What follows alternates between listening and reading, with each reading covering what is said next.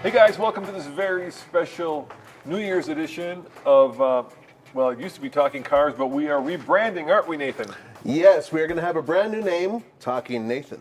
No, we're not doing Talking Nathan. Damn it. Nathan. We're doing Car Chat. That's right. And so you may be wondering, why is our truck guy, Andre, On the car chat. on the New Year's Car Chat show? That's because it's New Year's, and so we're giving you a present. We would have put a bow on his head, but he said no. No, that's not because we're giving you a present, even Damn it. though Andre is, a big present in his own right. No, Yeah. we're going to be doing 20 predictions for the new year. And we got together as a team and came up with 20 predictions, but a lot of them were truck-based. So that's why I'm here. That's Yes. why Yeah. the managing editor of TFL Truck is here, because some of these predictions are based around what's going to happen with trucks. So shall we get right into it? Yes, and the first one is about Brittany. It's not about Brittany. Oh, Give it's me upside that. down, sorry. What's your prediction about Brittany? More knife dancing? No, she's going to work with us. Oh, Brittany. Oh, yes. Yeah. No, she's not. Don't you gonna guys want? Okay. work. No. Brittany, is she a car gal? I don't think so. I don't think she's a She had a Bentley. I remember that picture. Yeah, but that's kind of the Hollywood. You know what I mean? That's yeah. like, you got to get the name brand. I'm not familiar, so. All right, well, let's just go to the predictions. Okay. We're better at that than doing chit chat about Britney Spears. All right, number one. This is my prediction, and this is pretty obvious. But 2024, gentlemen, will be the year of the plug-in hybrid.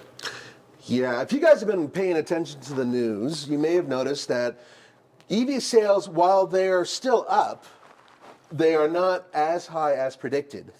Speaking of predictions. And one of the reasons why is that an awful lot of people do still suffer from range anxiety. So if you have a plug-in hybrid, you're taking care of that. And plug-in hybrids are way more efficient than they used to be, and there are more of them than ever, and there's more coming. Yeah, so let's just be very, very basic about this, okay? So there are basically, three kinds of vehicles, right? There are gasoline-powered vehicles. Right. There are hybrids. Yes. And then there are plug-in hybrids. And diesels. Well, Well, no, diesel's okay. a gasoline, and diesel's is Electrified. yeah, come on. We'll get to trucks in a second. It's going to be all right. Just sit down. And so, hybrids have been around a long time. Yeah. Toyota and Honda introduced them way back, 20 years ago. More than 20 years ago. Yeah. With the Insight and, of course, the original Prius, seamlessly taking the battery and the internal combustion engine and combining them so that sometimes the car runs on gas, sometimes it runs on battery, sometimes it runs on both. But now we've got this new kind of vehicle, the plug-in hybrid, where you could plug it in. It's got a relatively big battery, let's say anywhere from 15 to 25 kilowatt hours. Even 30 in some cases. Yeah, and then you can get anywhere from, let's say on the low end, maybe 20 miles of range, of all electric range, to the high end of maybe 40 or 45.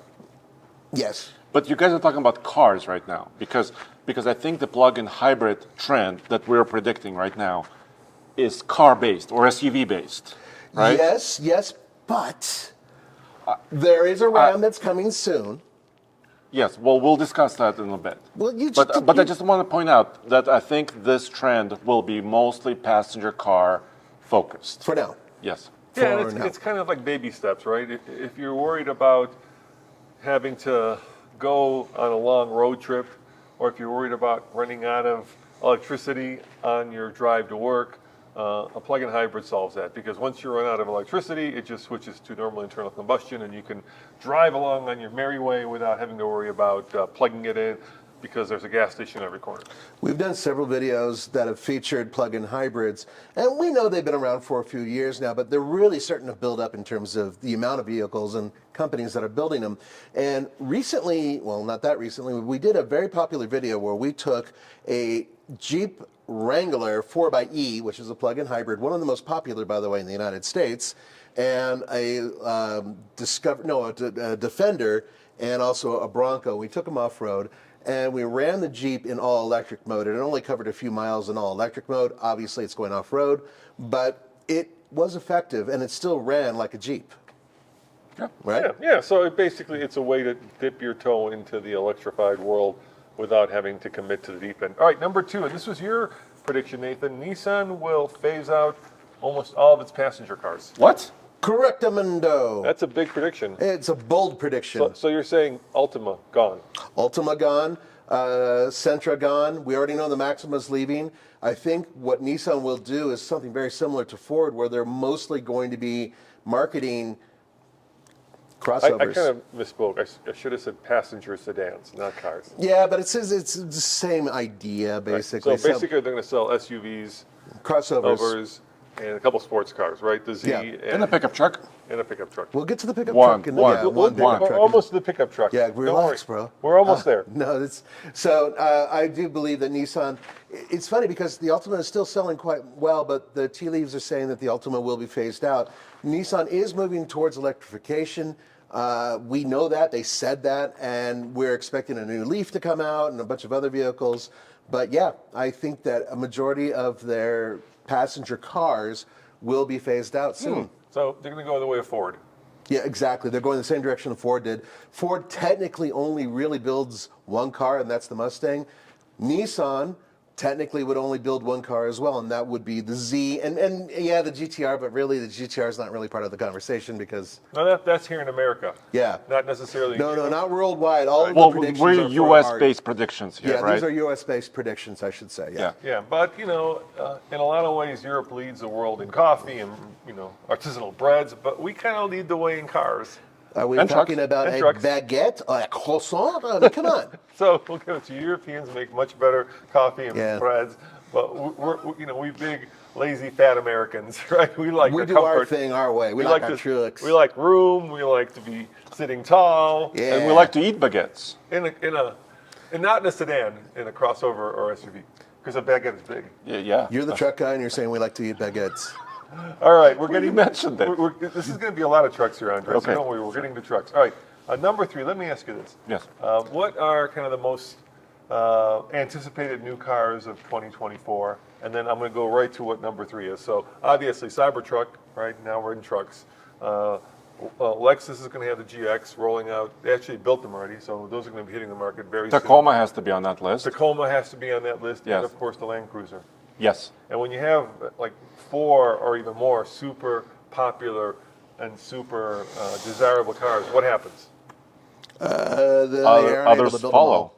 Market adjustments. Yeah. Both of you are wrong. We're both wrong. We're saying there are going to be a lot more market adjustments, unfortunately, coming. And we all hate, when dealers take the price of a vehicle and jack it up by either just saying we're going to charge you $10K more because it's very popular, or Because we're going we to put can. like a low jack on it, which you don't need, and then charge it, $1,000. But there's a way that we can stop this. With national searching. No, just don't pay. Just don't buy a car that's Yes. marked up beyond MSRP. I Yeah. know if you have to have the latest and greatest, just maybe cool it a little bit, because that's what happens. First of all, when people do that, a lot of them are trying to flip the car. In some cases, yeah. Right, and oftentimes, I'm just telling you what happened with Fisker, oftentimes those flips don't work, right? They're first on the list, they buy them, and then they hope to resell them. I see it a lot on Facebook, I see it a lot on Craigslist. But with the way the economy is, if that's something you're thinking about doing, you may be barking up the wrong tree in 2024. You may be end up owning that Tacoma or Cybertruck. And there is a very good chance that the vehicle that you're looking at or looking for locally is being sold somewhere else, perhaps in another city or another state. And yeah, it can be a pain to go out of state to get your vehicle, but personally speaking, I'd be willing to do it, not to give the dealership satisfaction and completely screwing you over. Yeah, because it's really regional. It Yeah. can be very regional. It For can example, Tacoma is hot in Colorado, Right? but other places it may not be as hot. So Yeah, Florida. Well, think about it this way. They sell 250,000 Tacomas every year.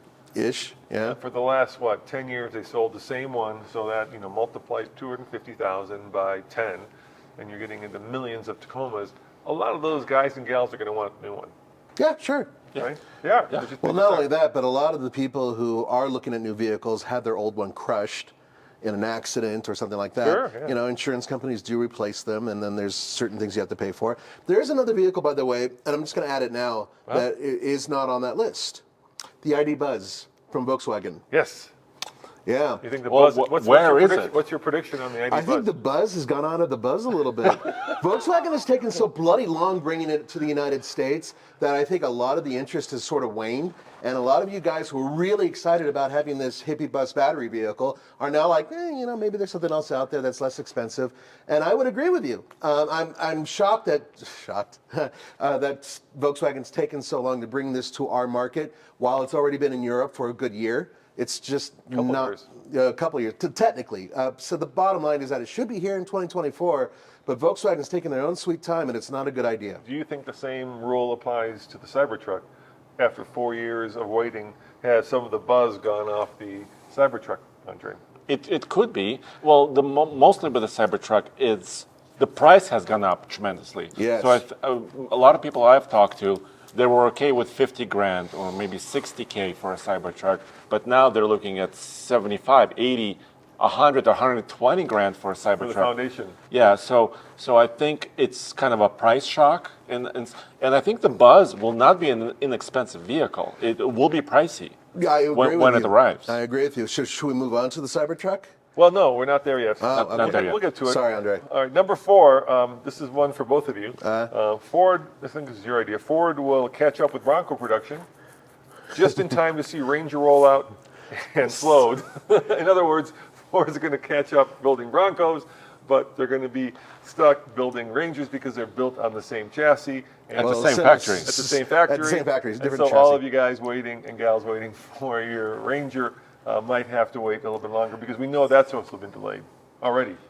Yeah, the Ranger has been delayed. I mean, we should have already driven the new one, Yeah. and it should have been at dealerships now. There's been no events or anything. But unfortunately, the factory was shut down due to strikes. Yep. There was at least, 6 or 7 weeks it was down. Right. So that's a big deal. Yep, and they are built in the same factory. Bear in mind, they are different platforms. One's shorter than the other. But the bottom line is that now that you guys want the new Ranger, well, they got to catch up to that production of those Broncos. So my prediction is Bronco production will finally get caught up, and Ford Ranger production will be super slow. You're welcome. Yes, but do you think there's still buzz about the Bronco, or is it still hot? I mean, it was hotness for a long time. I think it's still kind of hot to the Ford fans out there, but I honestly don't think that it's anywhere near what it could have been because so many people were left holding a ticket for a vehicle they couldn't own. All right, well, let's just skip. I'm going to skip to number 13 because this kind of goes Whoa, along whoa. with what we're talking about, and that is special off-road vehicle versions will continue to be hot. In other words, hell yeah. we've seen just a huge rush toward manufacturers building and creating everything from, small crossovers like the Bronco Sport, to big SUVs like the Bronco, to all sorts of different versions of their latest truck having not 1, not 2, but maybe even 3 off-road versions, and I think that trend will just continue to go. Agreed. Yeah. You and Tommy saw the new Tahoe Z71. Yep. I mean, the trend continues. They're separating it from other Tahoes, right, and making it a little bit more functional, a little bit more butch. They're putting a diesel engine into it, the 3-liter Duramax. So, yeah. Plus, we just recently tested the AEV AT4X. Right. We had the Bison. The Ranger Raptor is supposed to come. Huge off-road capability. And we've seen a teasing of other vehicles from SEMA that most likely will happen, including from Ford and their version, which basically is like an AEV version of their Ford Ranger. Yeah, they're teamed up with ARB, actually. But that's ARB, exactly. Yeah, there's a lot of 3-letter acronyms flying around. Yeah, it's a bit of a juggle to figure that out. So the downside of that is we're blessed with, in America, having a lot of public off-road land. Yeah. But, oh my gosh, like Moab is starting to close trails right now because there's just a lot of pressure on at least the very popular areas like Johnson Valley, Moab, because all these people now are buying these, and I love it. If you're going to buy an off-road car or truck, take it off-road. Yeah. But that also means that there's a lot of people out there, including the side-by-sides. That's a whole other conversation. Oh. But there's a lot more people tearing up, the trails that used to maybe have, let's say, 50, 100, 200 vehicles a day now have 500 vehicles a day, and that's leading to a lot of conflict in these small Well, communities. it's not just that. The BLM has been really open about this, saying that you guys are going off trail. When you go off trail and you're destroying things that are even a couple feet off trail, that's one of the reasons why they do close them down. And they've been direct with us ever since we started going to Easter Jeep Safari. They would come out with a representative saying, this is what you got to do, and if you don't do it, we're going to have to close these trails. And then everybody's been warned. So people who rent these vehicles, people who buy vehicles who just don't understand that they have to stay the course and stay on, the particular path. Those are the guys who are screwing it up for everybody else. else. It's hot. I was just watching a Top Gear video where they discovered jeeping in Moab, and I was like, "Where have you guys been?" For the last 45 years. I know. Come on. And when Top Gear the magazine has discovered it, that it's becoming kind of part of the mainstream bloodstream. They're going to start parachuting in people. The good news is that during Easter Jeep and during the springtime, that's when everything's loaded. But year-round, there's still plenty of places that you can go in Moab without a million people there. But just do us a favor and stick to the trails. All right, I'm going to skip around again. Andre, speaking of the Ranger, you're predicting that there'll be a Ranger PHEV debut. So you're saying that there's going to be a plug-in Ranger, you think? So there's a two-sided thing here, Okay. right? So in Australia, who leads Ranger announcements, right? Yeah. That's where they developed the Ford Ranger. The Raptor came out of Australia as well, and that region. They just showed a plug-in hybrid Ranger for Australia, and they did not talk about US in any way, shape, or form. Right. But it's the same chassis, right? It's the Ranger that we will be getting. So I think they might unveil it for the US, but we won't see it in 2024. It will be unveiled, but it will come later. That does make sense. And bear in mind that if Ford does do this, if we do see a Ranger PHEV, it'll be the first American pickup plug-in hybrid. And we've been talking about this for a while, haven't we? Yeah, because the only other horse in this race is potentially Jeep with their Gladiator plug-in We've hybrid. been talking about that for 3 years and nothing. The 4xe. The 4xe, Right. but it doesn't exist. Right, but there was a little bit of glimpse of news because during the strike, the UAW documents unveiled that they're still planning the plug-in hybrid Gladiator. Right.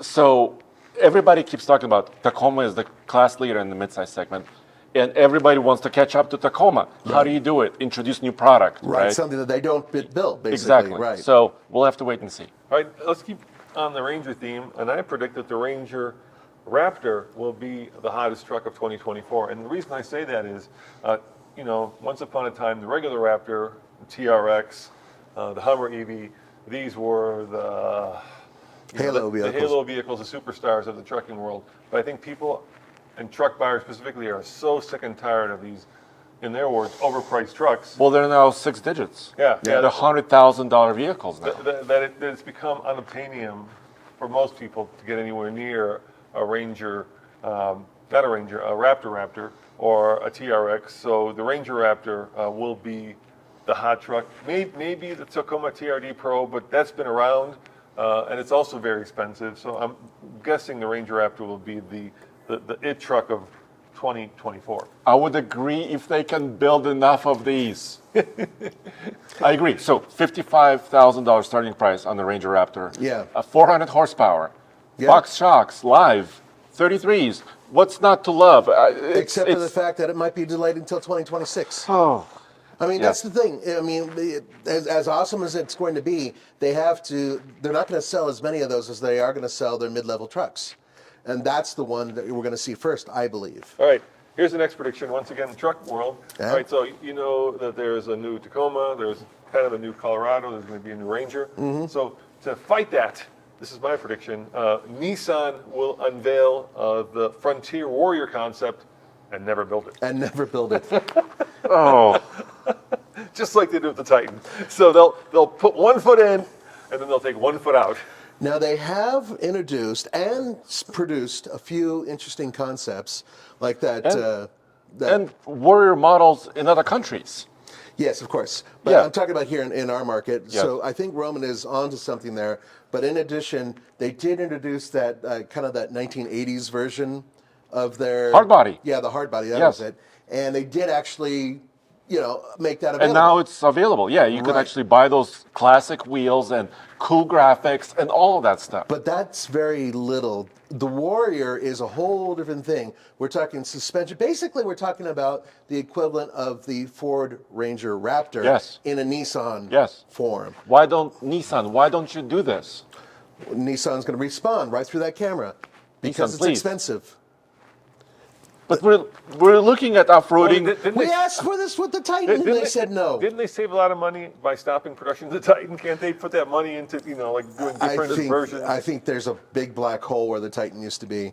It's not really a black hole. They're retooling that factory for electrification. That's they're the going to black hole. They're going to build electric vehicles there. Yes, I know, and that's the black hole because production stops, and then you do higher investment. You've already lost money on the pickup truck. Yes. Now you're building a factory for electric vehicles. More money goes into it. Yes. So are they going to be building a really cool version of the Frontier to compete with all these other vehicles? They should. He's right, but they won't. All right, let's stay on trucks, Andre. Okay. My prediction is that, let's start with this. Mr. Musk has said that he'd like to see about a 250,000 or so, maybe 200,000 Cybertrucks built per year. I'm going to say they're not going to deliver more than 10,000 units next year. I think 10,000? That's what you're saying? I think they're going to build, give or take, 10,000. I think I'm on solid ground with that because, of course, it's been delayed for 4 years.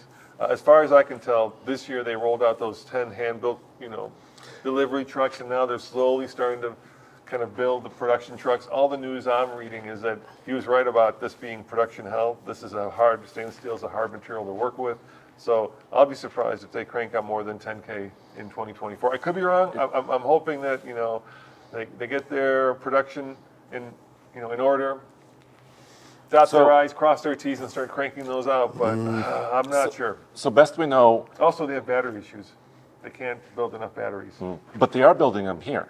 Right. And it's their own design, yes, which is really important. But it doesn't qualify for the most part because they're saying the first 1,000 are going to be foundation, which are $100,000 or $120,000 trucks. Which is not the price level, right? It might be. Not even close. It might be more because they're just going down the list, right? They're going down to person number one, saying you want a foundation, number two, and as far as I can tell, they've gone pretty far down that list. Well, because we get your email. We get your emails, so I figure they're down at least to 6,000. In terms of the order, asking people, and a lot of people are just saying, hey, I was in for this truck at 39K, I'll probably still be in at 60K, but at 120, I'm walking away. I'm tapping out of this. Yeah. So they had a lot of reservations, but these were $100 reservations, right? Yep. So it's kind of easy for a lot of people to make those reservations. Sure. And now I see a lot of people walking away, like you said. Like we get a lot of emails. We're working with one friend of the show, Carl, on a Cybertruck that we would like to purchase for testing, but we haven't heard anything. Yeah, thank you everybody who emailed us and sent us, their reservations. So we're working on getting one, but haven't heard anything. We'll see. I think. And it's been what 2.5 weeks now? Almost 3 weeks. People are taking delivery of them slowly. There's a handful of videos now coming out where people have gotten them. A lot of them are in Texas, obviously, where they build them in Austin. Yeah. Probably easier to deliver them there, I would guess.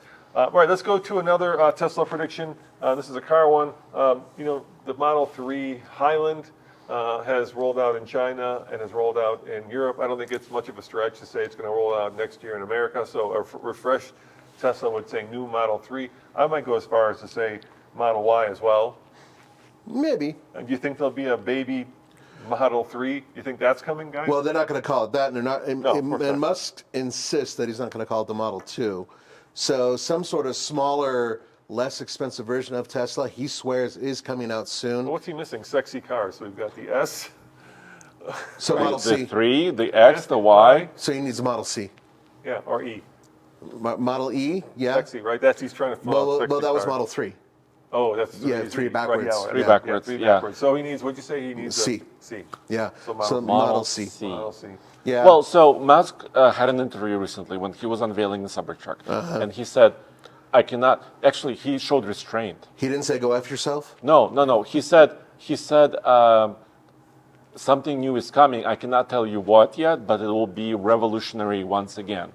That I'm basically paraphrasing him, but of course, big statement. Yeah. But he wasn't too specific, not to affect the price of his stock, which is important.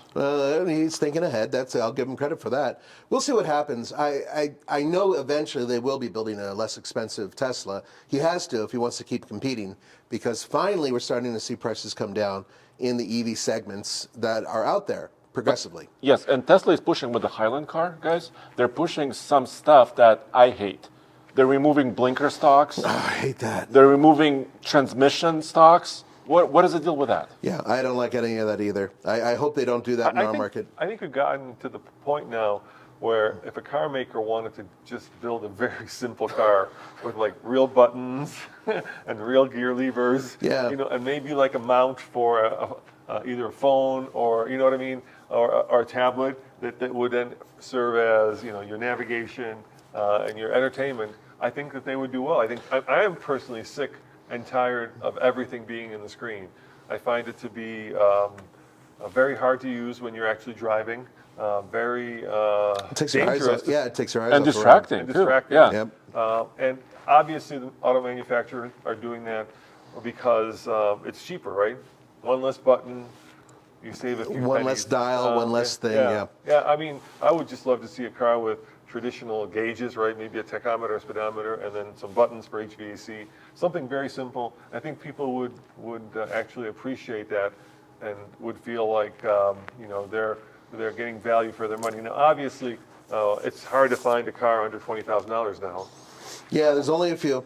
But speaking of that, I think we're going to really start to see the EV, used EV tax credit go into kind of full gear next year. So when Congress passed the latest legislation, they also passed a part of that if, it's pretty complicated, but basically if the car is 2 years or older and sold through a dealership, you could qualify for up to $4,000 of federal tax credit.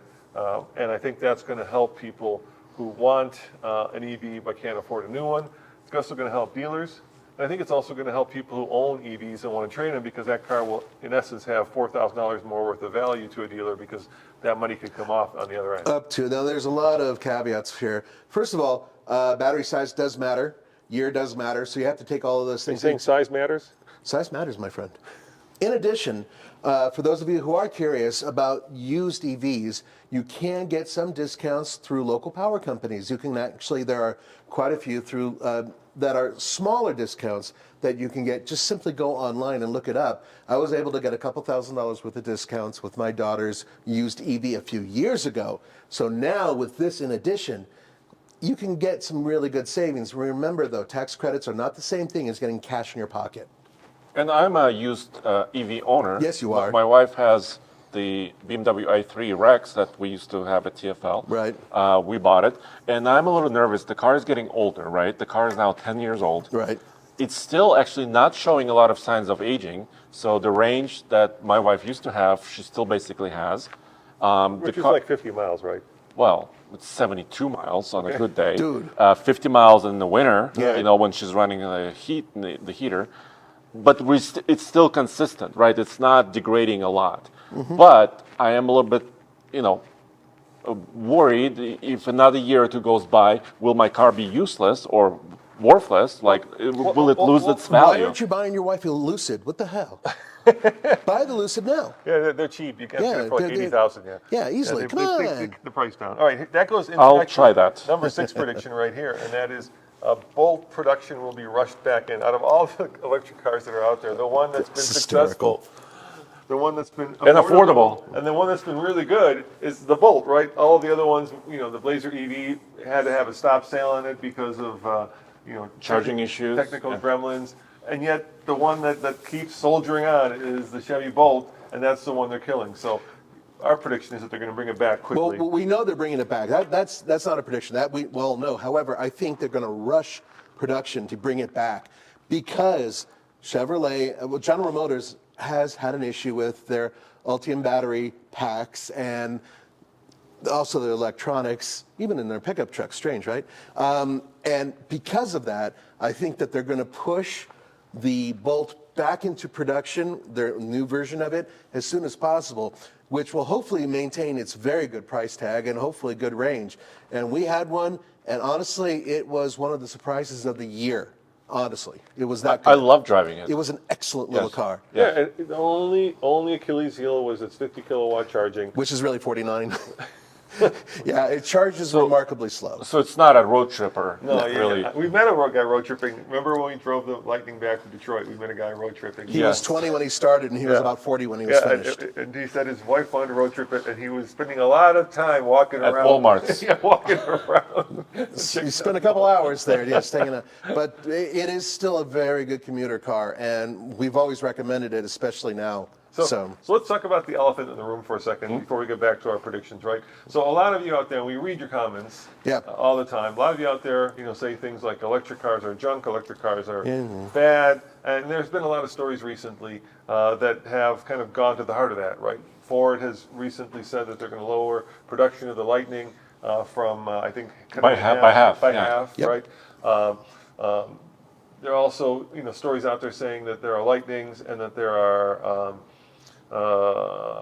Mustang Mach-E's collecting dust at dealerships, and so that kind of feeds into this narrative that the EV, is just a fad, that it's just a toy for people who want to virtue signal, right? Anything you want to say that makes you hate the EV. The problem with that is that last year, in America, over 1 million this year, I'm already thinking we're time traveling. In 2023. In 2023, over 1 million electrified vehicles were sold. In the U.S. In the U.S. Yep. Which is an astounding number. So how can you have these two facts? How can you have one fact that says, EV production and EV companies are slowing down, and the other one, we're selling more EVs or electrified vehicles than ever? How do those two coexist? Korean manufacturers. That's right, my friend. That's where I was going with this.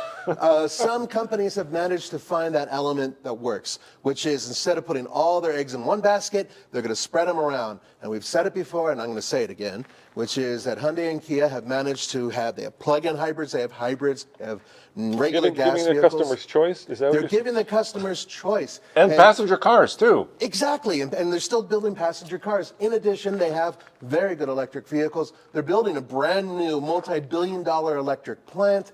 They're building up, and other companies are doing that as well.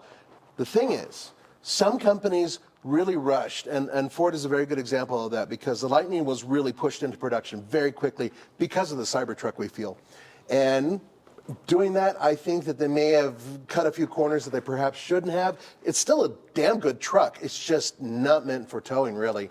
But in general, if you're looking at what's happening in the near future, sales are up, and it's soon going to be 10% sales. I predict next year, 10%. So I would say, in some ways, it's actually pretty astounding that we've actually managed to sell as many, customers bought as many electrified vehicles as they did, given all of the headwind, right? First of all, the vehicles have been incredibly delayed. You could look at GM, you could look at Tesla with the Cybertruck. They have been overpriced in many ways. That's part of it. Incredibly overpriced, even with the government subsidies. And the one epiphany I had was, remember there was a little store just around the corner from us called Green Eye Motors. Yeah, I remember. Remember that? And then they kind of expanded maybe too fast and eventually had to close down. Yep. But what the cool thing about Green Eye Motors was they specialized in selling, for the most part, electric vehicles. Yep. And you go in there, and we did, and you feel like these people understand us, right? It's amazing how hateful most dealerships are toward EVs. I'm surprised that the major companies are selling any EVs or electrified vehicles, because you walk Or into even knowledgeable in somebody. Yeah, you walk into a Ford or a Chevy dealership, or and they're like, yeah, there's a couple dusty old. Yeah, they'll roll their eyes at you. Actually, you brought up something very interesting, because just recently in the news, Buick, half of the Buick salespeople out there, they said no, they don't want to sell electrified vehicles. As such, General Motors had to buy those dealerships out. So there's a lot of hatred. Same thing with Ford, yeah. Yep. And the reason for that, obviously, there's a lot of reasons, but the main reason is that dealerships make a lot of their money on maintenance. And electric vehicles, for the most part, don't have many moving parts, so they don't have a lot of maintenance, right? You don't need to change brake pads, you don't need to change belts, fluids, plugs, or any of that. Right? So all that money that they make on returning customers goes away. Yep. And so I think it's financial, but I also think there's kind of a deep down fear of change. Yeah, that is part of it. But I think it's also regional, right? Because here near Denver, we're kind of living on the border between really an urban center and also just rural areas, right? Yeah. Farmlands that stretch out. So I think there's also kind of a regional thing happening where, of course, if you're driving long distances between farms, you may not want an electric vehicle, right? Yeah, of course. But if you're commuting in Denver, you probably really have to because your vehicle needs to be smaller, more efficient. And perhaps- so we're living on this border kind of. I would agree. There's more to it. And perhaps the biggest tragedy is that electric vehicles of any kind have become politicized. Yeah. But now it's like everything in America, right? If you drive an electric vehicle, you're on one team. If you drive a diesel, you're on the other team, and the two teams, can't ever like understand that maybe one vehicle suits one team better than the other vehicle suits the other team. You see what I'm saying? Yes, and I officially hate both teams, which makes me, awesome. But here's an important point that we've made before, which is you don't necessarily have to give everything up. You can have a commuter, if you do live in the city, of an electric vehicle, and then have either a plug-in hybrid or a regular gas vehicle as your long-distance one, and split the difference. The cool thing, as you mentioned about electric vehicles, very little cost when it comes to maintenance, and you do save in the long run. Right now, Hyundai wants to charge me $350 to do this special maintenance thing where I have to blow out, the fuel Cobwebs? injectors. Yeah, apparently. But it's a fluid thing, and it's all this other stuff, and it's just like, No, that's crap. Yeah, Why? Do what's Brand new car. Do what's in the manual. I'll do what's in the manual, of course, but that's the point of it. You can't do that with electric cars. I'm going to try to be reasonable here for a second, so feel free to flame me at this point. Hit him. Okay, all right. Look, if you're in the city and you're driving, let's say, an electric vehicle, and you're burning with hatred for all those guys and gals in the country who are driving big old, diesel pickup trucks, keep in mind that those people probably use those for work. They need those vehicles. and they could put food on your table. Yeah. They do tow. But if you're in the country and you see those New Yorkers or Chicagoans or LAans driving electric vehicles, the same way they're using those vehicles for what is best for them. Commuting in a very big city where electric prices are very high. So let's try to walk a mile in each other's shoes before we start throwing punches. My philosophy is that everybody on the road is a putz but me, so that Okay, works well, the best way. My way works. All right, let's keep going with Keep predictions, going. guys. We're going to go this one, once again, keeping in this theme. Chevy will introduce the Camaro as an EV crossover. Whoa. Not as an EV sports car, but an EV crossover, kind of following in Ford's footsteps. I hope it's not When true. we wrote this down, I was crying and angry at the same time because automakers, General Motors and Ford, tend to bring back vehicles' names and make them into something that perhaps we didn't want. For instance, I don't mind calling the Ford vehicle a Mustang, unless it's the Mach-E, because that's not a Mustang. It's a crossover electric vehicle. Same thing here. Camaro, I have a feeling, is going to be reintroduced as an electric vehicle Bad idea. with 4 doors that is considered a crossover, or worse, Corvette. That's another news that's flying around, that Corvette will become its own brand. I can't, What happened with that? That was like 4 years ago. They still haven't done anything but build the EVET. because everybody is falling behind. E-Ray. Yeah. Well, so answer me this. Is the Mach-E Mustang successful? I mean, it had a good It's- start. It's pretty successful. Really It's good a start. good car. Don't Yes. get me wrong. I think it's a very good EV.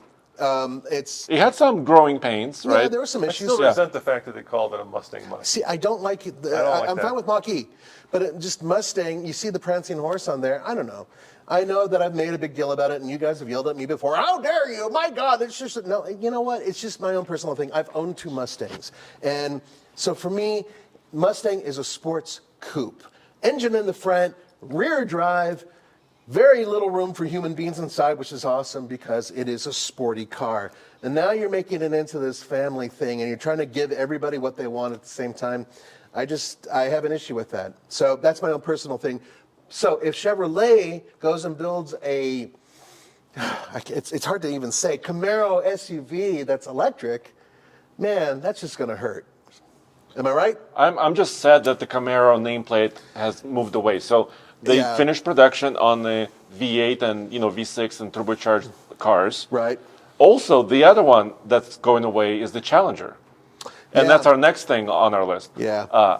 That's also going away. So Yeah. the Mustang currently is the only Mustang GT is the only sporty traditional coupe car Yeah. that's left right now. So the head scratcher, of course, is that Chrysler is down to 1 car at the end of 2023. Which Yeah, is the the Pacifica. Pacifica. Right. Dodge. They've got So- 2. Durango. Yeah. And the Hornet. That's right. That's it, which is not enough to keep a brand alive. No, really, it it's doesn't not. work. But so our prediction is that the Hurricane, which is now in the Grand Wagoneer, the V6 twin turbo will actually No, it's the straight Straight six. six. straight six twin turbo, twin or single turbo? Yeah, twin twin. turbo will appear in the upcoming Charger Challengers. We know they're supposed to be electrified, but we figure the last company that can waltz into the electrified world is Dodge. They're going to have Well, there's actually some evidence behind this, and that is that there were some pictures floating around on the internet showing the shell of the new and possibly showing the shell of the new Challenger. Right. And you could clearly see that there was a transmission tunnel in there. So it's entirely possible that they'll be doing multiple different types of underpinnings for that vehicle, which, if you look at the STLA platforms, jives with what they're building as well. So it's entirely possible. So let's stick with Stellantis because we have a bunch of predictions. Lots, Lots of predictions with Stellantis. if they're still around. Okay. Wow. We'll get that in the end. Our first prediction with Stellantis is that Jeep will bring the Grand Wagoneer back into the fold. In other words, right now there's no Jeep label or badge on a Grand Wagoneer. Well, there's little ones all over the damn thing. but they don't say Jeep. Yeah, they do. The little things, there's just parts that say Jeep on them. Oh yeah, you mean Like the little parts, components. components, but No, no like a relay or Yeah, something. Or even on their headlights, there's a little spot. but no like real badges. Yeah, no that say badges Jeep. that say So it. we're like, just make it a Jeep. So Don't remember, make it its own brand. It's not working. It's not just a terrible idea to Yeah. do that. so I went on one of the first drives I know of the you did. Grand Wagoneer. I got scolded for calling it a Jeep Grand Wagoneer. Yeah. And I'm like, I go to Jeep.com to configure it. I go to a Jeep dealership to buy it. Right. Why is it not a Jeep if I do those things? And it's as if they're basically trying to create a new brand with the Wagoneer Okay. and the Grand Wagoneer. And I think the other issue, it's not selling great. Yeah. It's not doing that well. Well, because Yeah. you have four cars that live in the same space, give or take, right? The Jeep Grand Cherokee, the Grand Cherokee L, Right. the Wagoneer, and the Grand Wagoneer. I mean, there's a big price difference between them, but in essence, they're kind of in the same They serve world. a similar community. Yeah. Yeah. I kind of like the idea of the Grand Wagoneer because it's a frame-based, Yeah. full-size, three-row SUV, traditional Americana. There's some right? RAM in there, my friend. They're challenging Suburban. They want to step up, but I'm having trouble with styling. yeah. And also, it was started with V8s. Now it's going to twin turbo, Yeah. straight sixes. Maybe they need a refresh or a redesign Well- and a rebrand. What we're looking at is that I think that, and I agree with Roman, that they'll be coming back to the fold and they will brand it as a Jeep, which would be a lot smarter. Do you know why, Stellantis? Equite. Listen, okay? So here's what you need to think about. Where is your biggest brand source? Jeep. Jeep is worldwide known. Jeep is popular. Wagoneer, not so much. Bring it back to Jeep, you'll sell more of them. Just call it a damn Jeep Wagoneer. The problem that they ran into is they're competing with like Range Rover, and it's hard to sell a $120,000 vehicle next to a Renegade. That's the issue I think that they were struggling with. By the way, that Renegade doesn't is matter anymore. discontinued. Yeah, the Renegade's gone. Who cares? All right, there you go. Yeah, the Renegade is leaving. So is the Cherokee. All that will be left on their smaller, affordable end is going to be the Compass, if that still even Before we get to remains. the next Stellantis prediction, let's talk about Stellantis. When Stellantis was formed from the FCA, obviously partnership, which was formed from the the Chrysler, Fiat, Daimler Chrysler, days. Anyway, I had a lot of reservations and misgivings because Stellantis, is a French company, or at least Peugeot, that kind of owns it, is a French company, and I always feel like French have never understood America. Their approach to cars is very different than ours, and I think we're seeing that play through. The CEO is known for cost cutting, and now you've got brands that have nothing in the pipeline, as far as we can tell. Fiat has almost nothing. They're going to have one electric car coming soon. Yeah, but that's my worry. They showed, finishing in Brampton, Ontario, the last 300C rolling off Chrysler, the last Challenger rolling off, but nothing new is rolling up. Yep. Where's the new stuff? And a lot of the people that made these brands so successful have left, which is also not a good sign. Mark Allen, who obviously was the chief designer for Jeep and Yeah. kind of kept the DNA of the brand from being, splintered and being used to sell everything else besides Jeeps. He's gone now. Our friend Jim Morrison has kind of moved into a different position, who is, the North American CEO. So I just don't see a lot of new products, and new products are the lifeblood of any car company. I mean, you saw it with Nissan, right? Right. With Carlos, Carlos saved the company, but he did it for the price of it was the future of Nissan. Right now, Nissan has a GTR. How old is the freaking GTR? I think it's like 15 years old. It's nearly 15 years. Yeah, it's really ancient. Godzilla was the Godzilla of the world 15 years ago. Now a Tesla Model 3 will kill it. Yeah. Performance. Brand recognition is extremely important. If you're looking at the profits right now, it's Ram and it's Jeep. Those are the two profiting components of Stellantis. Overseas, yes, of course, they're selling Peugeots, but the question is, and Fiats, yes, overseas. The question is, the American market, you guys out there, do you really want a Hornet as the representation of Dodge?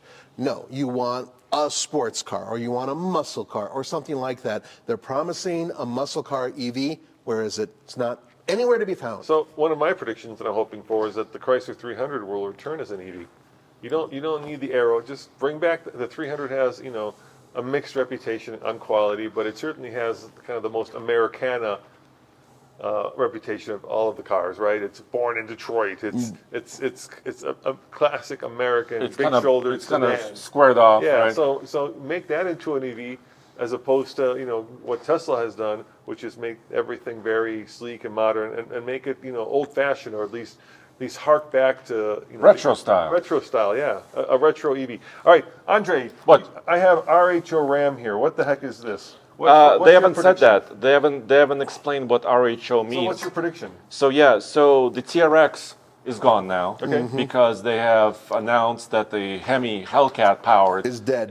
The V8 engine is dead. Yeah. Right. Also, Ram is removing the Hemi 5.7 liter V8 from their lineup entirely, because they're going to the Pentastar and also the Hurricane Straight 6 turbocharged power in the Ram. But they announced the RHO. And I asked them specifically, can you decode that for me? What does RHO stand for? And they say, stay tuned to third quarter of this year, 2024. So I know what it means. what? Really high output. Really, really high output. Yes, you're welcome. So I'm thinking like Ram high output. So we know Okay. the TRX is going to go into a Hurricane engine, right? It's going to become Yeah, so what the RHO really means is that they're going to take the TRX, take out the Hellcat engine, put a high output turbocharged engine inside of it, but maintain the suspension Will it have more or less than 700 horsepower? less. Less. I predict. If they use I the predict. current powertrain, however, That's tough- we that's know a tough sell. we know for But sure. that's why it has a different name. Yeah. It's not but called then- the but it's we not know called for the sure- TRX anymore. We know that they are also building a hybrid version of the SST, which is their. Yes, we do know that. They said that there was a provision for that system to be hooked up with a hybrid Yeah, so they said it's powertrain. possible. Right. But they're not telling us when or if they're doing it. But wouldn't it make sense if you took a high output and then hooked it up to a Yes. hybrid powertrain, then you're suddenly well over 700 horsepower? So they have a couple off-road models, right? First the Rebel, which will be, what it is now, on 33s with a turbocharged engine, potentially the standard output Hurricane. Then the RHO, maybe it's called the Rebel high output, Maybe. but it's going to be wide body, so they're going to maintain those Like the TRX? Yeah, 35s, Bilstein shocks. Here's my issue with all What? this, right? I think you're right. I think it's going to have less than 700 horsepower. First of all, two problems. How do you go from more to less? That's never a recipe for a lot of sales. Why would you trade in your TRX for something that isn't, a V8? There's more one lightweight. part that you're It's both It's forgetting. more lightweight. Let me finish. Okay. I'll get to your second part. So why would you trade it in? And secondly, how does that even survive in the world of 1,000 horsepower trucks like the Cybertruck and like the Rivian, right? That's 800 horsepower. And the Hummer truck. And the Hummer. How do you sell into the headwind? Go ahead, Nathan. Well, first of all, you're still selling Ford F-150, whatchamacallit, The Raptors or Raptors. Tremors? Thank you. Tremors? Yeah. So if you're still able to do that, you're still able to sell internal combustion trucks that don't put out as much as electric. So forget that. Now, what's his face with the leather jacket, the head honcho? Tim who's still- Kuniskis? Right. He said. That guy said the in like two clues. TRX. Will continue. Stay tuned. He Is said what that. he said. He said so stay Roman, tuned. so I think this RHO is kind of a stopgap Thank measure. you. That's where I was going. And it's really pointed at the V6 Raptor, because the V6 Raptor F-150 still exists. Yep. And this will be a 6-cylinder RHO, whatever that means, to fight against the V6 Yes. Raptor. And then something else will come, but we don't know what that is. That's why my guess, and I don't think it's going to be 2024 or even 2025, I think it's going to be 2026. I think that might be the hybrid version, and which would make sense considering how much horsepower they have to Here's compete. one issue. Okay. The Raptor, the F-150 Raptor, has struggled with customers talking about exhaust sound. Yes. And that's why they even made a V8 Raptor. Sure. Right? So how are we going to deal with this? Removing the Hellcat engine that sounds amazing and going to 6 cylinders. All right, Large speaker. Guys, before we get to our last 3 surprises, we've each picked a surprise in 2024. We got a couple of those. Let's talk about this one because this is kind of fits in. Chevy will be the last major manufacturer to build a V8 truck. Yeah, they recently announced that they're opening up a factory just to build the V8. They're investing in the next-gen Are V8 you engine. saying the Coyote with the Ford is going away? I don't think it's going away soon, but I think eventually they're going to try to get rid of it. Well, we know the Hemi is gone in the Ram. Yeah. So we know that. The V8, the 5-liter Coyote is still around because Ford, I think, is smart. And I don't remember what they're selling. Like, I want to say between 5 and 10% of their volume is V8. How about all the big gasser heavy-duty trucks? 7.3. They're still building new versions of those. They've invested into those for many, many those years. Those are gonna be I around. think heavy-duty trucks are going to stay the same. I think we're talking about half tons here. Yeah. We're specifically talking smaller, smaller half ton, Right. full Chevy will size be trucks. the last one to build a V8 truck. It doesn't say half ton, it says V8 truck. Can you correct that? Okay. But it's Officially corrected. so what we know is that General Motors has announced that they are building V8s. We're pretty damn sure they're not putting them in cars. They're going to be putting them into pickup trucks, which means that they'll most likely be whatever the next gen is in terms of fuel consumption. And Or everything refresh else. Silverados, refresh Sierras. We think that Yeah. it'll be, yeah. And so at least for the interim, even though General Motors said, yeah, we're going all electric, things have changed. All right, are you ready for the surprises? Yes. All right. I have one too. Okay, Okay. we'll save yours as a bonus. Okay. All right. Subaru will delight and surprise us with a new version of the Baja. Whoa. Wow. Yes. Actually, There's a big group of people, huge group of people, massive group of people who want that to happen, specifically because of the Ford Maverick and the Hyundai Santa Cruz. They want something to compete against it. Now's the time, they're saying, and they want Subaru to build it. why haven't they done it already? I think that there's a couple things. First of all, you have to consider where it's going to be built. It has to be built here in order to be affordable. Yeah, because it cannot be affected by chicken tax, right? Exactly. Now, they do Okay. have a plant here where they do build their vehicles. Okay. However, that line is already congested with the vehicles they're currently building. So in order to build that, they would have to add another line to it, and that means that the platform would probably have to be shared with the Outback. That's my guess. Would they call it the Baja or the Brat 2.0? Bratha. The Brat. Bratha? Bratha. All You're right. welcome. All right, here we go. Another surprise prediction. Ineos Grenadier Quartermaster. Okay, that's the pickup truck. It's just a dreadful name. I know. Apparently they came up with this while sitting in a bar called the Grenadier. I don't know. It's not the great. It's a quartermaster part. What if it was the Puss in Boots, right? Would you call it the Puss in Boots or whatever? Those British pubs have all kinds of weird names. All right, well, we surprise off-roader of the year. That's going to be either the Grenadier or the Quartermaster are going to be the surprise off-roaders that will, capture and delight people in 2024. If they can actually manage to get the damn vehicles here, then yeah, I think it'll be pretty damn impressive. Well, right now they're not surprising or delighting people with their Recall. Recall. with their recall of like 700 vehicles, and with their apparently it's got some issues with the little display that shows you what the speed limit is. So apparently it shows you the speed limit, and then it starts dinging every time You go over it? you'll go over it. Oh God, that's not going to work here. And you have to go like 10 different menus into it to disengage it, and then once you start up again, it does it again. It goes again. Yeah, and That- that seems just like That a is no recipe good. for people crossing that off their list. I would stab it. So first, Tommy drove it in England. Yeah. Right? The Quartermaster pickup truck, which almost looks like a Defender pickup, It's awesome. or like a little G-Class, G-Wagon It's not little. pickup. Yeah. So that's awesome. Yeah. But they're probably going to be hit by the chicken tax because it's Absolutely. built in France. Yes. It's going to be expensive, It's going to be over $100,000. but it looks cool and Yeah. it has capability. Yes and yes. So maybe it'll surprise people. Maybe they'll sort out the gremlins. We'll find out. it'll be expensive. We know that for sure. All right. I have Hold another. on, I got another prediction. We gotta let I'm Roman not done finish yet. his. Then we'll get to yours. I saved the have best to for give him- last. He's got to let him go, Andre. Okay, We'll give him his Geritol, this is then- your show. This is I'm his just show. I'm just a I saved guest. it. Yeah, I think it's. just let him- I think this prediction is pretty obvious, but there's a second part to it that isn't so obvious. Okay. Obviously, we think that Toyota will unveil a new 4Runner, right? The 4Runner follows the Tacoma. Yes. So that prediction, I think, is Pretty safe. Pretty safe. But the one that isn't safe is that from that there'll be a new FJ. Yes. Baby FJ. Right. Baby FJ. So if you look at some of the media that Toyota's produced recently, when they introduced their new Land Cruiser, there were other little silhouettes out Yes, there, there right? were, yes. And there was a smaller vehicle that was about the size of like maybe the Jeep Renegade, former Jeep Renegade, or something It'll be electric. or maybe a little bit bigger, possibly. So this is something we've been seeing. I know you guys have been hearing about it from other channels, but the real thing is, are they going to introduce it? Is it going to be actually the 4Runner, or is the 4Runner going to be something separate, which I think it will be?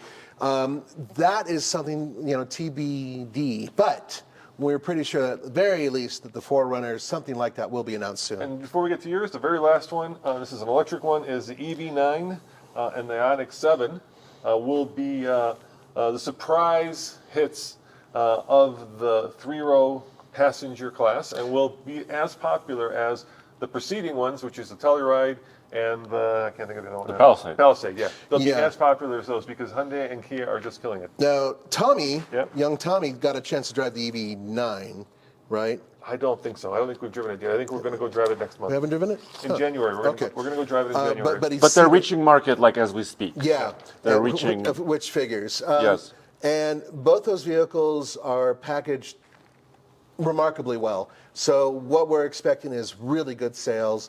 It's a question really of what the price is and whether or not you guys are willing to pay for it. But there aren't that many vehicles out there that are currently all electric that have proper three-row seating. All right. But I think their style is killer. Yeah, they're style. I have a nuts. question before I have my surprise. Go for it. Is Toyota doing too much? Let me explain my question. Right. So they recently unveiled the 2025 Camry. Yep. They're in the midst of delivering the Tacoma, which we haven't seen yet because the EPA hasn't certified it yet. Yes. Right? They have announced the Land Cruiser. Yep. Now the GX, of course, is coming we had online. the Tacoma here, so let's not confuse people. We had a pre-production unit here. Yes. That we tested. But Yes, it's pre-production. but it's not a dealer's guide. Right, yeah. Right. Okay, so they're working on that. They're announcing, of course, they announced the Land Cruiser, like I said. They could introduce, which we all agree, the 4Runner in April or May, in spring. But are they confusing people? Is there too much new product? No such You thing. can No? never have too much new product, which is why Stellantis is screwing themselves, and which is why Toyota's leading the charge. Yeah, Toyota's going to have a banner year. Yeah, Toyota is just I knocking think, it out of the I park. think they're going to knock it out of And the this is why ballpark. the Korean companies are doing really well as well, because they're bringing in new products constantly. That's how you work. Even if you have to push it off a little bit, you're still able to fill in certain gaps, which is exactly what And Toyota's this doing. is why Tesla may be in trouble because they have a new product for 4 years now. Yeah, and I'm 5 not years. considering the Cybertruck a new product because it was announced, 4 years ago? So Okay. it's not really a new product. So they need like They need not more. They don't need more GTRs. In other words, Cybertruck. And that's where Nissan is also in a bit of trouble, too. Yes, I agree. Yeah, Nissan Nissan. doesn't have enough new Yeah. product. Finally, Yes. my prediction is that Amazon will be a bigger player in the automotive space than ever before. Oh, that's a good point. Because look at this, Roman. they just announced it. They announced Hyundai store where you can configure. It's lead generation, guys. Where you can configure your Hyundai on the Amazon site and then talk to your local. I'm calling dealer. red herring on that. Andre. What? I'm calling red herring. The problem is that still goes to the dealer, and so you're welcome to configure it. You're welcome to play and make your perfect Tucson, but the dealer can still stick a 10K ADM on top of it. And the weirdest thing is that it's so contrary to what Amazon stands for, right? That all of a sudden you've got this car that you're like, oh, I'm going to get myself a new Hyundai. You show up at the dealer and they're like, saw your configuration. By the way, it's a popular vehicle, so it's going to cost you 10K more. Yeah, I think that Amazon is big enough and smart enough to find a way around that to make sure that either they Well- start doing their own deliveries. Why So not? first of all, don't be scared by the name Amazon here because people said this is the end of dealerships. It's not because Costco has been selling cars Yeah. for decades now. And it's not a dealership; it's a lead generation place where Yes, you can exactly.